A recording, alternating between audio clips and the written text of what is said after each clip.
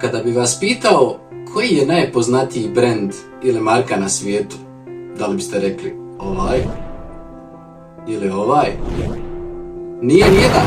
Najpoznatiji brend na svijetu je Coca-Cola. Da, dobro ste čuli, Coca-Cola. Coca-Cola koja na početku svoga poslovanja u jednoj sedmici nije mogla prodati ni 100 boca, danas u jednom danu prodaje 2 milijarde proizvoda. Coca-Cola se smatra za najpoznatijim brendom, to jeste markom u svijetu, pa čak i u najsiromašnijim zemljama.